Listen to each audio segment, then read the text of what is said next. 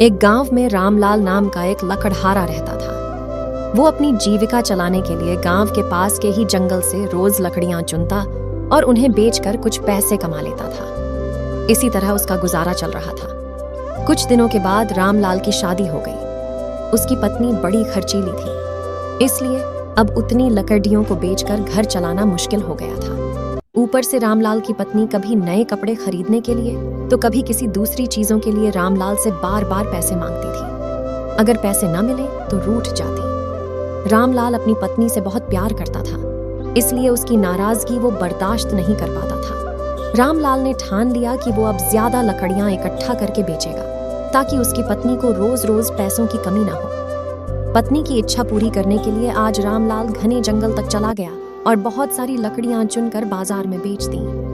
ज्यादा लकड़ियों के ज्यादा पैसे मिले तो खुश होकर रामलाल ने सारे पैसे अपनी पत्नी को दे दिए। अब रोज रामलाल ऐसा ही करने लगा। देखते ही देखते उसके मन में लालच इतना बढ़ गया कि उसने धीरे धीरे पेड़ काटना भी शुरू कर दिया। पेड़ काटने से और ज्यादा लकड़ियां हो जाती थीं और उसे अधिक दाम मिलने लगे। लकड़हारा हर हफ्ते एक पेड़ काटता और लकड़ियां बेचकर मिलने वाले पैसों से अपनी पत्नी के शौक पूरे करता। अब पैसे ज्यादा आ रहे थे तो घर भी अच्छे से चल रहा था।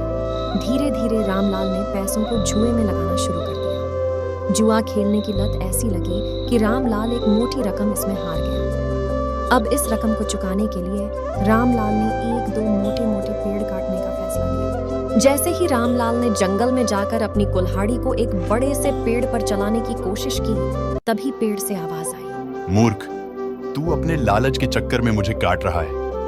तू सारे पैसे जुए में लुटा देता है और फिर पैसे लौटाने के लिए पेड़ काटने आ जाता है। तुझे पता है कि पेड़ कितने कीमती होते हैं। हमारे अंदर भी जान बसती है और हम तुम इंसानों को जीने के लिए हवा, धूप में छाया और भूख को शांत करने के लिए फल देते हैं, लेकिन तू अपने स्वार्थ के लिए हमें ही काट रहा है।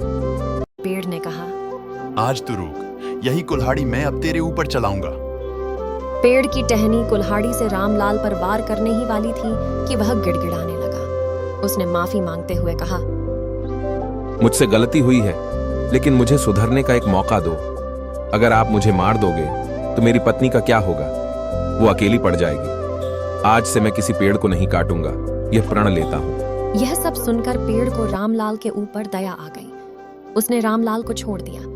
छूटते ही रामलाल भागकर अपने घर गया और पैसों के लालच में न आने का संकल्प ले लिया।